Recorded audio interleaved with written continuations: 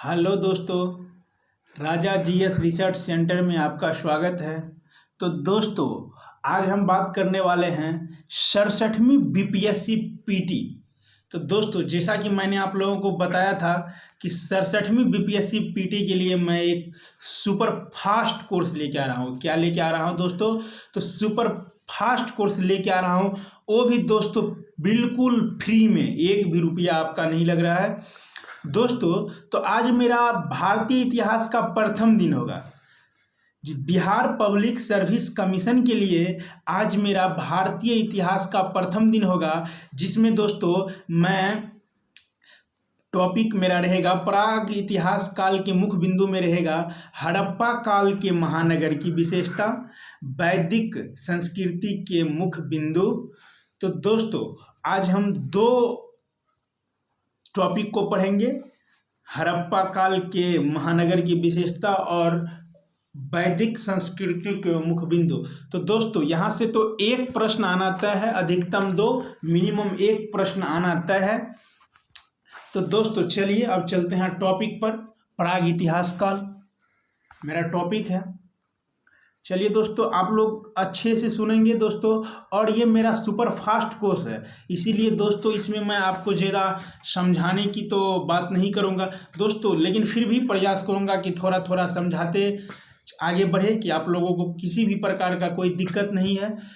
अगर दोस्तों आप लोगों को वीडियो अच्छा लगे तो मेरे चैनल को सब्सक्राइब कर दीजिएगा, शेयर कर दीजिएगा। चलिए दोस्तों चलते हैं क्वेश्चन पर। पाषाण युग के तीन भाग हैं, पुरा पाषाण, मध्य पाषाण और नव पाषाण। पुरा पाषाण का मुख्य प्रवृत्ति खाद्य संग्रहण करना था और बड़े उपकरण का प्रयोग करते थे। इसके अंतिम अवस्था में आधुनिक मानव का जन्म हुआ था, जिसे होमोसेपियंस कहा गया। चलिए दोस्तों आगे। भारत में प्रथम पुरा पाषाणिक उपकरण की खोज करने वाले वैज्ञानिक रॉबर्ट बरसफुट थे। कौन थे दोस्तों? तो रॉबर्ट बरसफुट थे। चलिए दोस्तों चलते हैं नेक्स्ट। मध्य पाषाण में मनुष्य कुत्ते को पालतू बनाया और मित्र भांड का उपयोग करना सीखा एवं छोटे उपकरण मैक्रोलिथ का उपयोग किया व आग का खोज किया। तो दोस्तों आप लोगों को ध्यान ये रखना है कि मध्य पाषाण युग में ही मृद भांड का उपयोग करना सीखा, छोटे उपकरण मैक्रोलिथ का उपयोग किया एवं आग का खोज किया मध्य पाषाण काल में। चलिए दोस्तों अब चलते हैं नव पाषाण। नव पाषाण कृषि का प्राचीनतम साक्ष्य एवं अस्थायी जीवन का चिन्ह मिला। मृत भांड को बनाना सीखा और पहिए का आविष्कार हुआ। इसमें दोस्तों यहाँ भी यह है कि पहिए का आविष्कार किस काल में हुआ, तो ध्यान रखेंगे दोस्तों नव पाषाण में हुआ। पहिए का आविष्कार किस युग में हुआ? तो नव पाषाण में। चलिए दोस्तों नेक्स्ट। कृषि के प्राचीनतम साक्ष्य प्राप्त हुए हैं मेहरगढ़ के बलूचिस्तान से, जो पाकिस्तान में है, और यह 7000 ईसा पूर्व में मिला। कब मिला दोस्तों? तो 7000 ईसा पूर्व में, जहाँ जौ, गेहूं और कपास के भी चिन्ह मिले। चलिए नेक्स्ट। खाद्यान्नों की कृषि सर्वप्रथम प्रारंभ हुई नव पाषाण काल में। दोस्तों इसको भी याद रखना है कि खाद्यान्नों की कृषि सर्वप्रथम प्रारंभ हुई थी नव पाषाण काल में। कोल्डी हवा इलाहाबाद से धान का प्राचीनतम प्रमाण मिला है। क्या मिला है दोस्तों? धान का प्राचीनतम प्रमाण कोल्डी हवा इलाहाबाद से मिला है। तो इसको ध्यान रखेंगे दोस्तों, यह क्वेश्चन बराबर पूछते रहता है। किस स्थल से मानव कंकाल के साथ कुत्ते का कंकाल भी शवाधान से प्राप्त हुआ है? बुर्जहोम से। भारत में मानव का सर्वप्रथम साक्ष्य कहाँ से मिला है? नर्मदा घाटी से। गैरिक मृदभांड पात्र OCP का नामकरण हुआ था हस्तिनापुर में। भारतीय पुरातत्व सर्वेक्षण के प्रथम महानिदेशक थे जॉन मार्शल।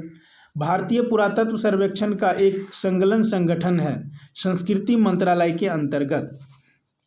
इंदिरा गांधी राष्ट्रीय मानव संग्रहालय स्थित है भोपाल में। ताम्र पाषाण काल में महाराष्ट्र के लोग मृतकों को घर के फर्श के नीचे किस तरह दफनाते हैं? उत्तर से दक्षिण। भारतीय पुरातत्व का जनक किसे कहा जाता है? कनिंघम।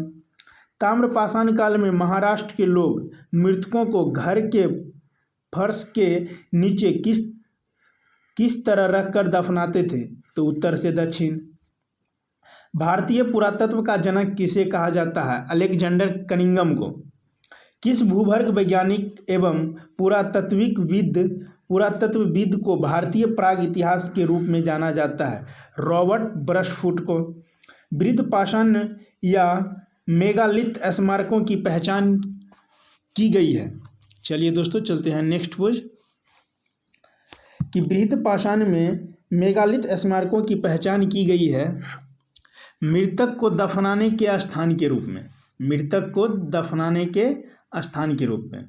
चलिए दोस्तों नेक्स्ट, मानव द्वारा सर्वप्रथम प्रयुक्त अनाज था जौ। राख का टीला किस नव पाषाणिक स्थल से संबंधित है? संगनकल्लो। भारत के किस आरंभिक पुरापाषाण युग के शिलाश्रय से सर्वाधिक चित्र प्राप्त हुए हैं? भीमबेटका मध्य प्रदेश से। नर्मदा टोली मध्य प्रदेश का उत्खनन किसने किया था? Professor HD. सांकलिया ने। किसको चालकोलिथिक युग भी कहा जाता है? ताम्रपाषाण काल को। इसको दोस्तों ध्यान रखेंगे कि ताम्रपाषाण काल को चालकोलिथिक युग भी कहा जाता है। कुंभकारी का सर्वप्रथम प्रमाण किस युग से प्राप्त हुए हैं? नवपाषाण काल से। चलिए दोस्तों यहाँ मोस्ट वीविया क्वेश्चन है। मानव द्वारा सर्वप्रथम प्रयोग में लाए जाने वाली धातु थी तांबा। दोस्तों आप इसको एक बार नहीं 10 बार याद कर लेंगे कि मानव द्वारा सर्वप्रथम प्रयोग में लाई जाने वाली धातु तांबा थी। इतिहास के पिता की उपाधि किसे प्रदान की गई है? तो दोस्तों आप लोगों को पता होगा कि इतिहास के पिता हेरोडोटस को कहा गया है और हेरोडोटस के पुस्तक का नाम है हिस्टोरिका। विंध्य क्षेत्र के किस शिलाश्रय से सर्वाधिक मानव कंकाल मिले हैं? लेख लिया। गर्त आवास गड्ढों वाले घर के साक्ष्य प्राप्त हुए हैं? बुरजहोम, जम्मू कश्मीर। हड्डी से निर्मित आभूषण भारत में मध्यपाषाण काल के संदर्भ में प्राप्त हुए हैं? महदा, सराय नहार एवं दमदमा। तीनों क्षेत्र उत्तर प्रदेश के प्रतापगढ़ से। एक ही कब्र से 3 मानव कंकाल निकले हैं दमदमा में। कहाँ निकले हैं दोस्तों? दमदमा में। हड़प्पा सभ्यता हड़प्पा कालीन के महानगर की विशेषता। दोस्तों अब अगला टॉपिक है मेरा हड़प्पा सभ्यता या हड़प्पा काल के महानगर की विशेषता। दोस्तों यहाँ से एक प्रश्न पूछने की संभावना होती है, भाग 1 है। चलिए दोस्तों अब इसको अध्ययन करते हैं। हड़प्पा सभ्यता भारतीय उपमहाद्वीप की पहली नगरीय सभ्यता थी जिसका कार्यकाल 2500 ईस्वी से 1750 ईस्वी तक का है। यह कांस युग का प्रतीक है। ध्यान रखना है दोस्तों कि हड़प्पा सभ्यता कांस युग का प्रतीक है जहां कॉपर और टीन बड़ी मात्रा में मिली है। तो कहाँ मिला है दोस्तों? हड़प्पा सभ्यता में कॉपर और टीन बड़ी मात्रा में मिली है। भूलेंगे नहीं कि कॉपर पहला धातु है जिसका उपयोग हड़प्पा सभ्यता में हुआ। इसका क्षेत्रफल 12,99,600 किलोमीटर स्क्वायर है। तो दोस्तों ध्यान रखना है कि कॉपर ही पहला धातु है जिसका उपयोग हड़प्पा सभ्यता में सबसे पहले हुआ। इसका क्षेत्रफल इतना है। हड़प्पा सभ्यता का आकार त्रिभुजाकार है। सबसे उत्तर में मांडा, जम्मू कश्मीर, चिनाब नदी के तट पर। सबसे दक्षिण में दैमाबाद, महाराष्ट्र, परवरा नदी के तट पर। सबसे पूर्व में आलमगीरपुर, उत्तर प्रदेश, हिंडन नदी के तट पर। सबसे दक्षिण में सुतका, गेंडोर, बलूचिस्तान, दास्क नदी के तट पर। और दोस्तों आप लोगों को ध्यान रखना है इस सभ्यता का सबसे बड़ा नगर मोहनजोदड़ो है। तो दोस्तों हड़प्पा सभ्यता का सबसे बड़ा नगर जो है वो कौन सा है? तो मोहनजोदड़ो। चलिए दोस्तों अब चलते हैं अगला। इस सभ्यता का सबसे ज्यादा विस्तार भारत में पाया गया है। तो दोस्तों किस सभ्यता का? तो ध्यान रखना है कि ऊपर मेरा टॉपिक हड़प्पा है तो हड़प्पा सभ्यता का विस्तार सबसे ज्यादा भारत में पाया गया है। भारत में हड़प्पा सभ्यता का सबसे बड़ा शहर धौलावीरा है। इस हड़प्पा सभ्यता की सबसे प्रमुख फसलें गेहूं और जौ है। ऐसा कहा जाता है कि इस सभ्यता के लोगों ने ही दुनिया में सबसे पहले कपास का उत्पादन किया था। तो दोस्तों आपका क्वेश्चन ऐसे रहेगा कि दुनिया में सबसे पहले किस सभ्यता के लोग कपास का उत्पादन किया था? तो दोस्तों आप लोगों को याद रखना है कि हड़प्पा सभ्यता। ये कपास को सिंडल बोलते थे, सिंडन। हड़प्पा सभ्यता के लोग हड़प्पा सभ्यता के लोग कपास को सिंडन बोलते थे। क्या बोलते थे दोस्तों? तो सिंडन बोलते थे। ध्यान रखेंगे। इस सभ्यता के समकालीन सभ्यताएं चीन की सभ्यता, मिस्र की सभ्यता, मेसोपोटामिया की सभ्यता या इराक की सभ्यता। यहाँ की दोस्तों हड़प्पा सभ्यता की लिपि जो थी बहुत चित्रात्मक थी, वो अभी तक अज्ञात है, इसका प्रमाण नहीं मिला है। लिपि, इस सभ्यता की लिपि अभी तक अज्ञात है। ऐसा माना जाता है कि इस सभ्यता की लिपि बहुत चित्रात्मक थी। कैसी थी दोस्तों? तो इस सभ्यता की लिपि बहुत चित्रात्मक थी। इस सभ्यता की लिपि जो थी दोस्तों बहुत चित्रात्मक थी।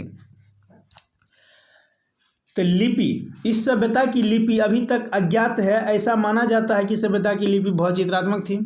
चलिए दोस्तों आगे, इस सभ्यता के लोगों का लिखने का तरीका बाउएस्ट्रोफिदन है। क्या है दोस्तों? तो बाउएस्ट्रोफिदन है। इस सभ्यता के निर्माता द्रविड़ थे। कौन थे दोस्तों? इस सभ्यता के निर्माता द्रविड़ थे। द्रविड़ का अंग्रेजी नाम प्रोटो आस्ट्रालाइड है। क्या है दोस्तों? द्रविड़ का अंग्रेजी नाम प्रोटो आस्ट्रालाइड है। इस सभ्यता के अंत का मुख्य कारण बाढ़ को माना जाता है। इन चीज़ों से है हड़प्पा सभ्यता के लोग अपरिचित थे, जिसे उनका ज्ञान नहीं था। तो वो था बिल्ली, लोहा, मंदिर, तलवार, गैस, सिक्के, व्यापार विनिमय प्रणाली से होता था। चलिए दोस्तों, हड़प्पा सभ्यता के चलते हैं भाग 2 में। हड़प्पा सभ्यता की कुछ महत्वपूर्ण नगर और विशेषता को जानेंगे जो नीचे हैं। हड़प्पा सबसे पहले खोज हुई, इसलिए इस सभ्यता का नाम हड़प्पा सभ्यता पड़ा। तो दोस्तों सबसे पहले हड़प्पा सभ्यता का ही खोज हुआ था, इसलिए इस सभ्यता का नाम हड़प्पा सभ्यता पड़ा। तो दोस्तों हड़प्पा सभ्यता कहाँ खोजा गया? तो देश है दोस्तों पाकिस्तान में खोजा गया, पंजाब के पास। जिला है मोंटगोमरी और वर्ष 1921 ईस्वी में खोजा गया। कहाँ पर? रावी नदी के पास। और खोजने वाले का नाम था दयाराम सहनी। तो दोस्तों तो यहाँ पे ये भी रहता है कि हड़प्पा किस नदी के किनारे है? तो हड़प्पा रावी नदी के किनारे बसा हुआ है। इस सभ्यता का खोजा गया पहला शहर था। दोस्तों यह इस सभ्यता का खोजा गया पहला शहर था। इस सभ्यता का खोजा गया दूसरा सबसे बड़ा नगर था। दोस्तों इस सभ्यता का खोजा गया हड़प्पा सबसे पहला शहर था और हड़प्पा सभ्यता में खोजा गया यह दूसरा सबसे बड़ा नगर था। यहाँ से दोस्तों देखते हैं क्या सब मिला है। तो यहाँ से मिला है मिट्टी से बनी हुई मातृमूर्ति, स्वास्तिक का चिन्ह, उसके बाद यहाँ से मिला है अन्नागार का चिन्ह, कॉपर का दर्पण, ताबूत, शिवलिंग का साक्ष्य, एक सींग वाले जानवरों का चित्र मोहरों पर मिला है। एक सींग वाले जो जानवर है उनका चित्र मोहर पर मिला है, मोहरों पर मिला है। चलिए दोस्तों चलते हैं अब अगला पेज पर। यहाँ से एक कब्रस्तान मिला है, कब्रिस्तान जिसको दोस्तों मिलता है, कब्रगाह मिला है, जिसका नाम अंग्रेजों ने R37 रखा है। दूसरे कब्रगाह का नाम H रखे हैं। क्या रखे हैं? H रखे हैं। और दोस्तों हड़प्पा से ही श्रमिक आवास मिले हैं। क्या मिले हैं? श्रमिक आवास मिले हैं। चलिए दोस्तों अब मेरा अगला टॉपिक है मोहनजोदड़ो। मोहनजोदड़ो को हम कहते हैं मृतकों का टीला। क्या कहते हैं दोस्तों? मोहनजोदड़ो को मृतकों का टीला। ये भी डायरेक्ट कभी कभी पूछ देता है कि मोहनजोदड़ो क्या है। तो दोस्तों ऑप्शन में रहता है मृतकों का टीला, तो ध्यान रखेंगे कि मृतकों का टीला। सिंध का नखलिस्तान सिंध भाषा में कहा जाता है देश। तो दोस्तों अब देखेंगे कि मोहनजोदड़ो कहाँ खोजा गया? पाकिस्तान में खोजा गया। पंजाब सिंध प्रांत, पाकिस्तान पंजाब के आसपास पाकिस्तान में खोजा गया, जहाँ भी दोस्तों भारत का पंजाब है। सिंध प्रांत, जिला लाड़काना जिला है। 1922 ईस्वी में खोजा गया। सिंधु नदी के किनारे खोजकर्ता थे राखालदास बनर्जी। तो दोस्तों यहाँ मेरा एक क्वेश्चन और बनता है कि मोहनजोदड़ो किस नदी के किनारे है? तो मोहनजोदड़ो सिंधु नदी के किनारे हैं। किस नदी के किनारे हैं दोस्तों? सिंधु नदी के किनारे हैं। ये बराबर पूछे जाने वाले प्रश्न हैं, आप लोग इसको ध्यान रखेंगे। मोहनजोदड़ो का सबसे महत्वपूर्ण सार्वजनिक स्थल विशाल स्नानागार है। दोस्तों मोहनजोदड़ो का सबसे महत्वपूर्ण सार्वजनिक स्थल जो है वो सबसे विशाल स्नानागार है। यह 11.88 मीटर लंबा, 7.01 मीटर चौड़ा और 2.43 मीटर गहरा है। इसमें उतरने के लिए उत्तर से दक्षिण की ओर सीढ़ियाँ बनी हुई है। ठीक है, चलिए दोस्तों चलते हैं नेक्स्ट। स्नानागार का फर्श पक्की ईंटों का बना है एवं इसके मध्य में स्नान कुंड भी स्थित है। यह विशाल स्नानागार का उपयोग सार्वजनिक रूप से धर्मानुष्ठान संबंधी स्नान के लिए होता था। तो दोस्तों ये विशेषकर पूजा पाठ या धर्म अनुष्ठान का जो कोई कार्य होता था उसमें विशेषकर होता था। जॉर्ज मार्शल ने विशाल स्नानागार को विश्व का आश्चर्यजनक निर्माण बताया था। यह जल पूजा का एकमात्र साक्ष्य है। मोहनजोदड़ो में एक अन्नागार मिला है जो 45.71 मीटर लंबा और 15.23 मीटर चौड़ा है। मोहनजोदड़ो से बने हुए सूती कपड़े का एक टुकड़ा मिला है तथा कई वस्तुओं पर कपड़े की छाप देखने में आई है, इसको ध्यान रखेंगे। कताई के लिए तकलियों का इस्तेमाल होता था। मोहनजोदड़ो से प्राप्त एक मोहर पर 9 के चित्रांकन मिले हैं। तो दोस्तों मोहनजोदड़ो से प्राप्त मोहर पर 9 के चित्र मिले हैं। मोहनजोदड़ो में एक मोहर मिली है जिस पर पुरुष देवता अंकित है। उसके सिर पर 3 सींग हैं। वह पद्मासन मुद्रा में बैठा हुआ है। उसके चारों ओर एक हाथी, एक बाघ और एक गैंडा है। आसन के नीचे एक भैंसा है और पांवों पर 2 हिरण है। इससे शिव का प्राचीन रूप पशुपति बताया गया है। यहाँ एक अन्य मुहर पर कुबड़ वाले बैल की आकृति बनी है। यहाँ से शिव का पैमाना, कारसे की नर्तकी, घोड़े के अस्तित्व का संकेत आदि प्राप्त हुआ है। मैके के अनुसार मोहनजोदड़ो का शासन एक प्रतिनिधि शासक के हाथ में था। भूकंप के कारण सिंधु नदी की धारा बदल गई जिसके फलस्वरूप मोहनजोदड़ो का पृष्ठ प्रदेश वीरान हो गया।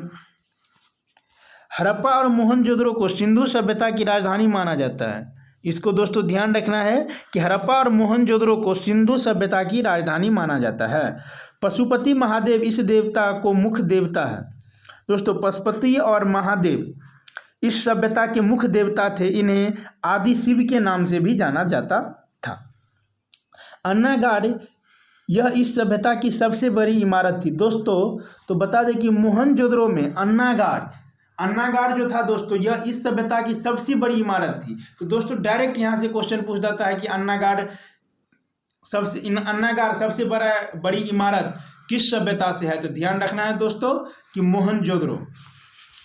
चलिए दोस्तों चलते हैं नेक्स्ट पेज पर।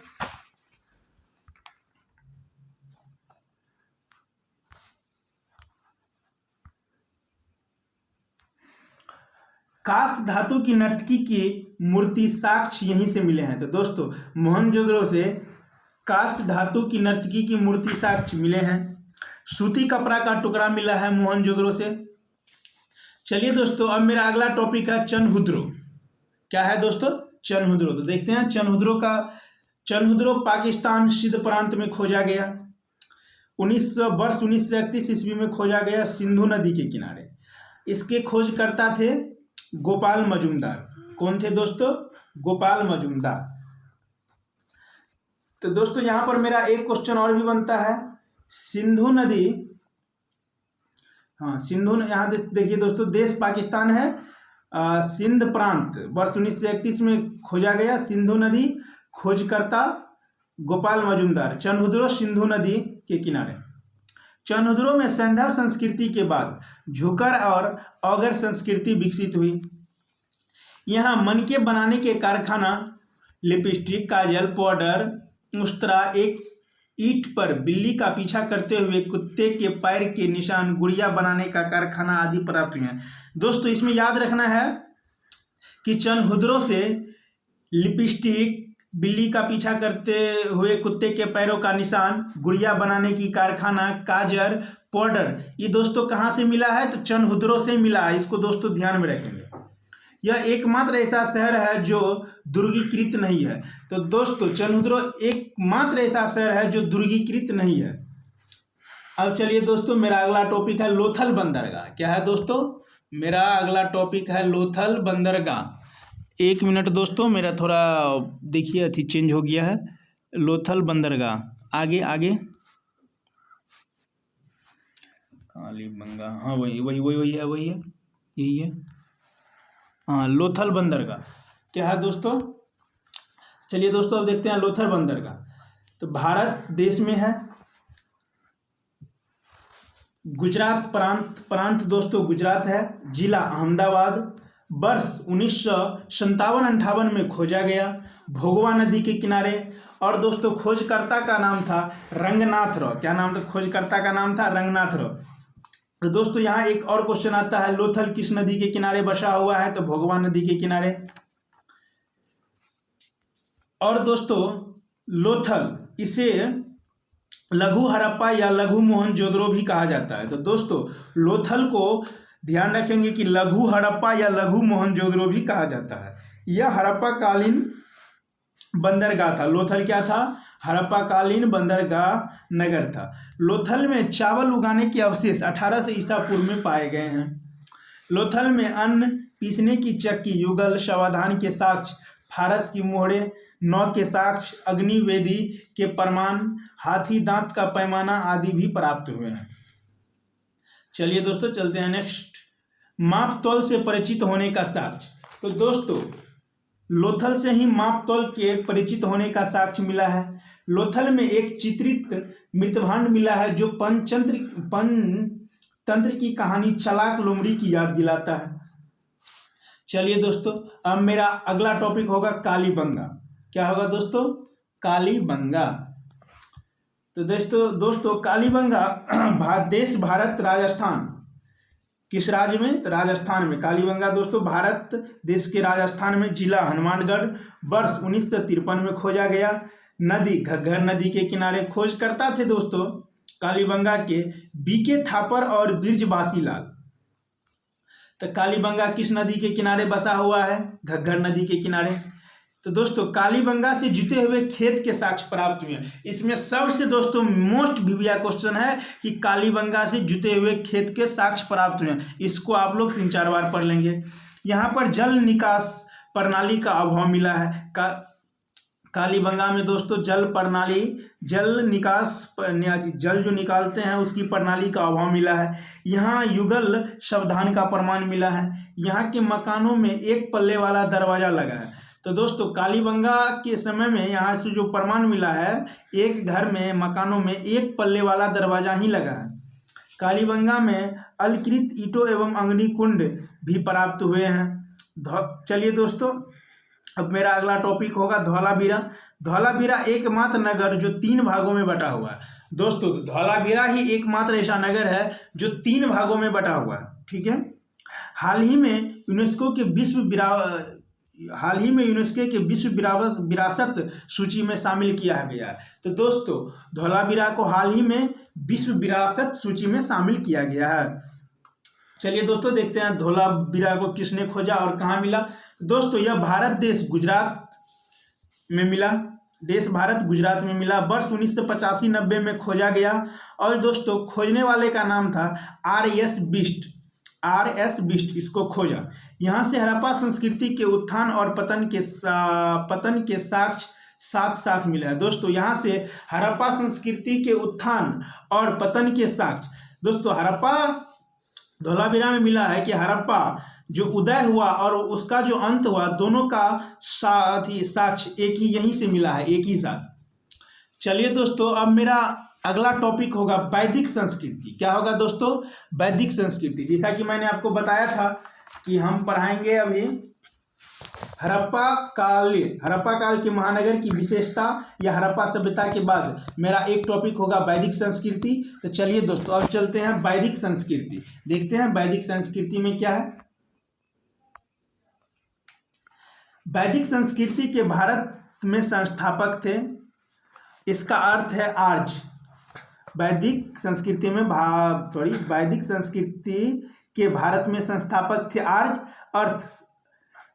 आर्य शब्द का दोस्तों अर्थ है श्रेष्ठ, उदात्त, अभिजात, कुलीन, उत्कृष्ट, स्वतंत्र आदि। वैदिक काल को 2 भागों में विभाजित किया जाता है, ऋग्वैदिक काल और उत्तर वैदिक काल। दोस्तों ध्यान रखेंगे।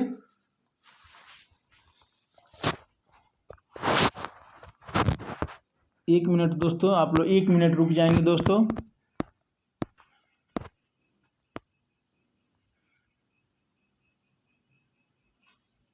वैदिक संस्कृति है,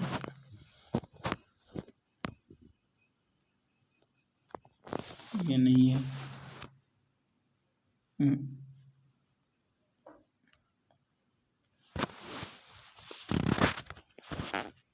इससे आगे होगा, पीछे से पीछे, हाँ यही होगा, हाँ वैदिक संस्कृति। चलिए दोस्तों चलते हैं वैदिक संस्कृति में। वैदिक संस्कृति के भारत में संस्थापक थे। इसका अर्थ है आर्य शब्द। आर्य शब्द का दोस्तों अर्थ होता है श्रेष्ठ, उदात्त, अभिजात, कुलीन, उत्कृष्ट, स्वतंत्र आदि।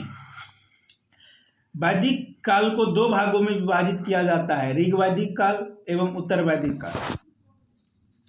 दोस्तों इसमें सामाजिक जीवन कैसा था इसको देखेंगे। इसमें सामाजिक जीवन था। ऋग वैदिक समाज में सामाजिक संरचना का आधार कुल था। कुल का प्रधान गृहपति प्रायः पिता होता था। नियोग प्रथा, देवर से विवाह करने का प्रचलित, महिलाओं को पर्याप्त स्वतंत्रता। तो दोस्तों वैदिक संस्कृति में, वो भी ऋग वैदिक काल में दोस्तों महिलाओं को पर्याप्त स्वतंत्रता था। और जैसे कि होता है कि उनके पति का अगर देहांत हो गया तो वो अपने देवर से शादी करने के लिए देवर से शादी कर सकता था, ऐसा वहाँ था। और महिलाओं को पर्याप्त स्वतंत्रता दी गई थी उस समय में। चलिए दोस्तों अब देखते हैं उत्तर वैदिक काल में। उत्तर वैदिक काल में वर्ण व्यवस्था का उद्भव हुआ। चतुर्वर्ण व्यवस्था का उल्लेख ऋग्वेद के 10वें मंडल में पुरुष सूक्त में मिलता है। ठीक है, चलिए दोस्तों अब चलते हैं आर्थिक जीवन। आर्थिक जीवन में ऋग वैदिक काल में आर्य लोग मुख्यतः पशुचारी व्यवस्था पर ही निर्भर करते थे, लेकिन वे थोड़ा बहुत कृषि, व्यापार एवं उद्योगों पर ही निर्भर करते थे। उत्तर वैदिक काल में कृषि कालीन अर्थव्यवस्था की शुरुआत लोहे के कारण हुई। तो दोस्तों उत्तर वैदिक काल में कृषि कालीन अर्थव्यवस्था की शुरुआत लोहे के कारण हुई। निष्क सोने के आभूषण के रूप में जाना जाता है। तो दोस्तों क्या जाना जाता है? निष्क सोने के आभूषण के रूप में जाना जाता है। अब चलते हैं दोस्तों, देखते हैं धार्मिक जीवन। वैदिक संस्कृति में धार्मिक जीवन। ऋग वैदिक काल के सबसे महत्वपूर्ण देवता इंद्र थे। ऋग वैदिक में दूसरा महत्वपूर्ण देवता अग्नि था, जिसका काम था मनुष्य और देवता के मध्य मध्यस्थ की भूमिका निभाना। ऋग्वेद में करीब 200 सूक्तों में अग्नि का जिक्र है। इसको दोस्तों ध्यान रखेंगे तो 200 सूक्तों में अग्नि का जिक्र है। तीसरा स्थान वरुण का माना जाता है, जिसे समुद्र का देवता, विश्व के नियामक, ऋतु परिवर्तन एवं दिन रात का कर्ता धर्ता, आकाश, पृथ्वी एवं सूर्य के निर्माता के रूप में जाना जाता है। ईरान में इन्हें अहुर मजदा तथा यूनान में इसे ओरनोज के नाम से जाना जाता है। चलिए दोस्तों धार्मिक जीवन में देखते हैं उत्तर वैदिक काल। उत्तर वैदिक काल में प्रजापति को मुख्य देवता के रूप में स्थापित हुए। इस काल में यज्ञवाद, बलिवाद, पुरोहितवाद, कर्मकांड का विकास हुआ। तो दोस्तों उत्तर वैदिक काल में ही यज्ञवाद, बलिवाद, पुरोहितवाद, कर्मकांड का विकास हुआ। चलिए दोस्तों अब देखते हैं वैदिक संस्कृति की राजनीतिक जीवन कैसी थी। राजनीतिक जीवन। ऋग वैदिक काल में शासन व्यवस्था प्रमुखतः राजतंत्रात्मक थी, जिसका प्रधान राजा होता था। सर्वप्रथम ऐत्रेय ब्राह्मण में ही राजा की उत्पत्ति का सिद्धांत मिलता है। प्रदेश का संकेत करने वाला शब्द राष्ट्र सर्वप्रथम उत्तर वैदिक काल में ही प्रयोग किया गया। दोस्तों प्रदेश का संकेत करने वाला शब्द राष्ट्र सर्वप्रथम, इसका प्रयोग कहाँ किया गया दोस्तों? तो उत्तर वैदिक काल में ही किया गया। राजा के राजाभिषेक के समय राजसूय यज्ञ का अनुष्ठान किया जाता है। राजा की शक्ति में अभिवृद्धि के लिए अश्वमेध एवं वाजपेयी यज्ञों का भी विधान किया गया है। चलिए दोस्तों अब जानते हैं उत्तर वैदिक काल में पदाधिकारी, उसका पदनाम और कार्य। उत्तर वैदिक काल में जैसे दोस्तों अभी राष्ट्रपति है, उसका क्या काम है, प्रधानमंत्री का क्या काम है, सेना प्रमुख क्या करता है, जैसे गृह मंत्री, वित्त मंत्री जैसे क्या करता है, उसी प्रकार उस समय में जो दोस्तों मंत्री था उसका किस प्रकार कार्य था उसको जानेंगे। उत्तर वैदिक कालीन पदाधिकारी, पदनाम लिखा हुआ है दोस्तों एक तरफ कार्य लिखा हुआ है। देखते हैं दोस्तों पुरोहित का काम था राजा का प्रमुख सलाहकार। पुरोहित राजा का प्रमुख सलाहकार होता था। महिषी राजा की पटरानी, राजा की रानी, जो प्रशासनिक कार्यों में राजा की सहायक होती थी। तो महिषी जो होती थी राजा की रानी होती थी, वो प्रशासनिक कार्य और देखरेख में राजा को सहायता प्रदान करती थी। सूत रथों के निर्माण रख रखाव हेतु पदाधिकारी। दोस्तों सूत जो होता था वो रथों के निर्माण करते थे एवं उसके रख रखाव हेतु पदाधिकारी था। सेनानी, सेना का प्रधान पदाधिकारी। दोस्तों सेनानी, सेना का सबसे प्रमुख पदाधिकारी सेनानी होता था। ग्रामणी, ग्राम शासन का प्रधान पदाधिकारी। तो दोस्तों ग्रामीणी क्या होता था? ग्राम शासन का प्रधान पदाधिकारी। छत्री, राजप्रसादों की सुरक्षा हेतु पदाधिकारी। दोस्तों जैसे राज्य में जो राज परिवार से थे उसको सुरक्षा देने के लिए छत्री होता था जो राजप्रसादों को सुरक्षा प्रदान करता था। संगृहीता, राज्य का कोषाध्यक्ष। संगृहीता होता था राज्य का कोषाध्यक्ष। भागदूत, भूमि कर की वसूली हेतु पदाधिकारी। दोस्तों कर जो लगता था भूमि कर उसका वसूली करता था। अक्षय बाप, आय व्यय का लेखा जोखा रखने वाला पदाधिकारी। दोस्तों अक्ष बाप जो था वाप आय व्यय यानी लेन देन का लेखा जोखने वाला पदाधिकारी था। दोस्तों नोट देखिए, दोस्तों नीचे में लिखा हुआ है नोट में लिखा हुआ है लोहा का पहला प्रमाण 1000 ईसा पूर्व के आसपास अतरंजी खेरा उत्तर प्रदेश से मिला है। दोस्तों इसको याद कर लेंगे, ये भी बराबर पूछे जाते हैं कि लोहा का पहला प्रमाण 1000 ईसा पूर्व के आसपास अतरंजी खेरा उत्तर प्रदेश से मिलता है। तो दोस्तों आज जैसे कि मैंने सुपरफास्ट कोर्स में भारतीय इतिहास का प्रथम दिन हुआ, तो दोस्तों मैं आपको तीन स्टेप में पढ़ाऊंगा। जैसे दोस्तों आज मेरा इतिहास हुआ, कल बायोलॉजी होगा, परसों समसामयिकी और करेंट होगा। दोस्तों ऐसे ही चलेगा। और दोस्तों आप लोग को किसी भी प्रकार का अगर कोई दिक्कत समझने में दिक्कत हुआ होगा तो आप लोग कृपया मैसेज करेंगे दोस्तों, इसलिए कि ये मेरा फाउंडेशन कोर्स तो है नहीं, सुपरफास्ट है, इसीलिए दोस्तों इसमें मैंने समझाने पे कम दोस्तों थोड़ा फास्ट इसको खींच रहा हूँ कि जिससे आप 100 दिनों में बीपीएससी का पूरा कोर्स कंप्लीट कर सके, वो भी फ्री में। और दोस्तों आप अगर मेरे क्लास को कर लेते हैं, अगर केवल आप मेरे क्लास करते हैं तो आपको 125 प्लस लाने में किसी भी प्रकार की कोई दिक्कत नहीं होगी। तो दोस्तों अगर मेरा चैनल अच्छा लगा हो तो मेरे चैनल राजा जीएस रिसर्च सेंटर को सब्सक्राइब कर दीजिएगा, शेयर कर दीजिएगा। धन्यवाद।